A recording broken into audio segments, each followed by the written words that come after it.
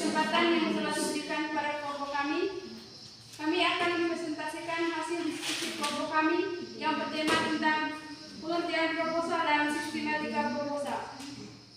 Kepada teman Dervin, saya silakan. Baik, saya akan memaparkan materi kami ini hari. Pertama, pengertian proposal. Apa itu proposal? Merupakan usulan kegiatan yang dituangkan dalam bentuk tulisan berisi rancangan kegiatan yang dirinci dalam sistematis. Kata proposal dalam bahasa Indonesia itu to propose, memiliki arti mengajukan. Proposal dibuat memang diajukan sebagai pengajuan rencana kegiatan yang jelas dan detail supaya mendapat persetujuan. Di dalam proposal biasanya juga sudah ditampilkan secara rinci dana akan dibutuhkan. Jenis proposal berdasarkan tujuan. Berdasarkan tujuan dibuatnya ada 4 jenis proposal, yaitu 1. Proposal penelitian. Proposal penelitian yang biasanya digunakan mereka yang berada di lingkungan pendidikan. Biasanya lebih banyak dibuat oleh para mahasiswa atau dosen. Proposal ini terdiri dari proposal penelitian untuk disertasi, tesis, skripsi, atau lain. Proposal ini dibuat ketika seorang hendak melakukan sebuah penelitian, sehingga apa yang hendak diteliti dan sebagaimana prosedur penelitian serta teori yang dipakai akan dijelaskan dalam proposal ini.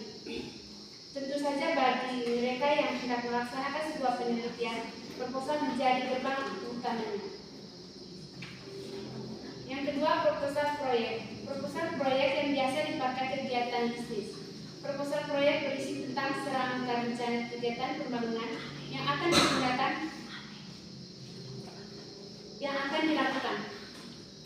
Isinya pun macam-macam, mulai dari tujuan proyek dilaksanakan, siapa saja yang terlibat, sampai dengan dana yang dibutuhkan dalam proyek.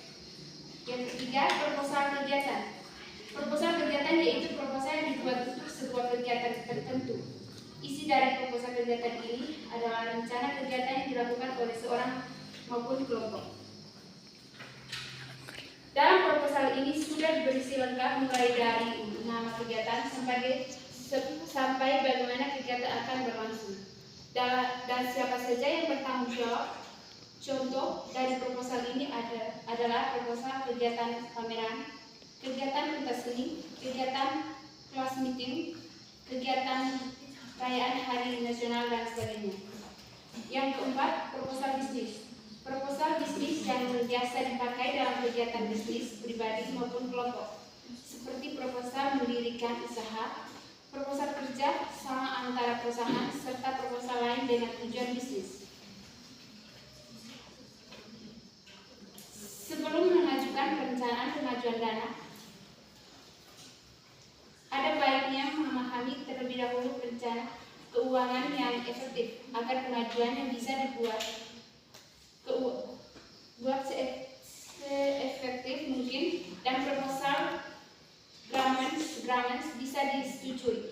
Buku seni mengatur keuangan dan memadumu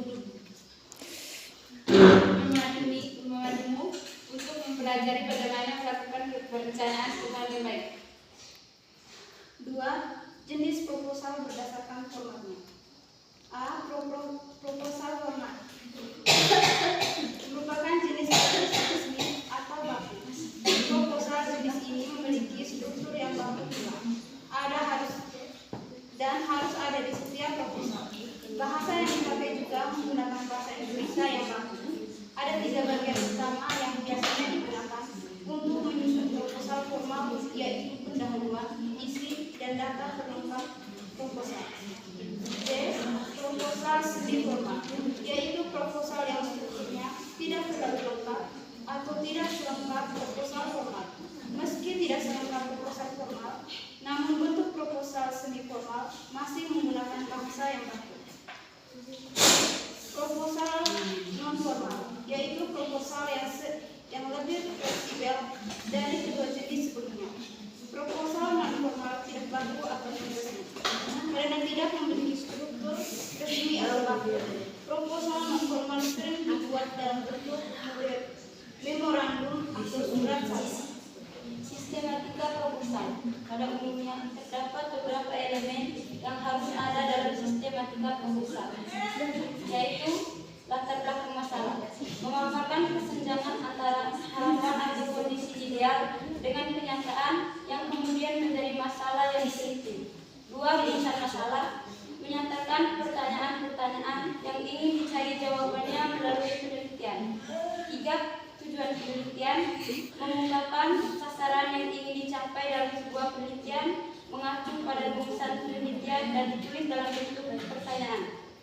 4. Hipotesis, berupa jawaban sementara yang diperkirakan peneliti terhadap masalah penelitian untuk memperjelas keterkaitan antara masalah tersebut. 5. Asumsi penelitian, berupa anggapan dasar tentang hal yang dijadikan pijakan atau landasan berpikir dan bertindak dalam penelitian. 6. Manfaat penelitian, menunjukkan beberapa penting dan layaknya penelitian bagi pengembangan ilmu di bidangnya. 7. Ruang lingkup dan keterbatasan, mengemukakan keterbatasan ruang lingkup, kajian yang harus dilakukan karena alasan-alasan prosedural seperti teknik penelitian. 8. Kajian pustaka, memaparkan teori-teori berdasarkan kemutakhiran dan keterkaitannya dalam penelitian. 9. Definisi operasional, merupakan definisi yang dirumuskan berdasarkan hal yang dapat diamati peneliti. Sekian hasil diskusi kelompok kami. Apabila ada sanggahan atau pertanyaan, kami persilakan. Ya, kepada saudara Desi, kami persilakan. Jadi baik, saya akan bertanya, kita berbicara tentang proposal. Di sini saya akan bertanya tentang sistematik proposal, umumnya terdiri dari beberapa elemen yang mencakup apa saja. Sekian.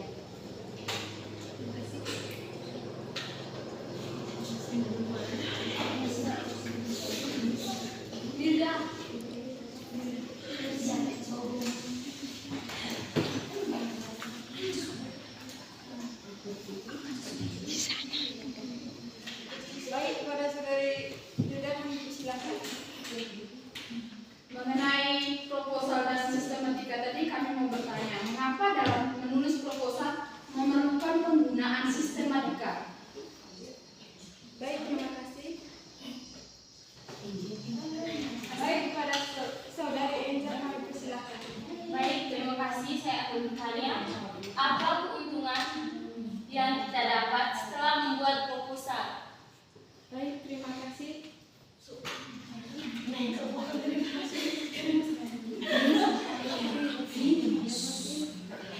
kepada saudari Ini, kami persilakan. Baik, terima kasih atas kesempatan yang diberikan. Saya akan bertanya, mengapa perlu adanya proposal dalam sebuah kegiatan? Baik, terima kasih. Kami meminta waktu untuk mencari jawaban. Sekian dan terima kasih. Kami akan menjawab pertanyaan-pertanyaan dari teman-teman dari saudara Jesse dulu dengan pertanyaan. Baik, saya akan menjawab pertanyaan dari teman Jesse. Sistematika proposal umumnya terdiri dari beberapa elemen yang mencakup: pertama, latar belakang, menjelaskan alasan dan konteks di balik proposal tersebut. Kedua, tujuan, menyatakan tujuan yang ingin dicapai melalui proposal. Ketiga, metode, menjelaskan metode atau pendekatan yang akan digunakan dalam pelaksanaan proposal. Terima kasih.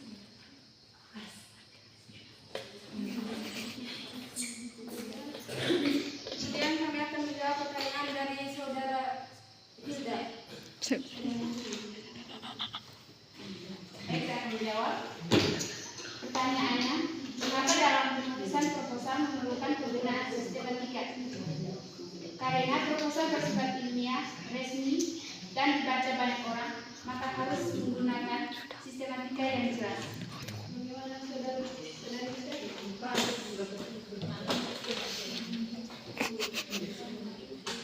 Kami akan menjawab pertanyaan dari saudari Ki. Baik, di sini saya akan menjawab pertanyaan yang diajukan oleh Kim. Mengapa perlu adanya proposal dalam sebuah kegiatan? Untuk mendapatkan persetujuan dari pihak yang bersangkutan supaya dapat melaksanakan sebuah kegiatan.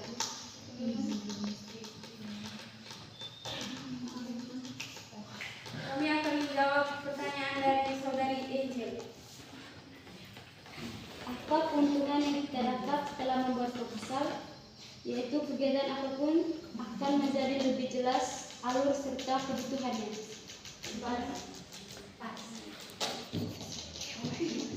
Sekian dan terima kasih.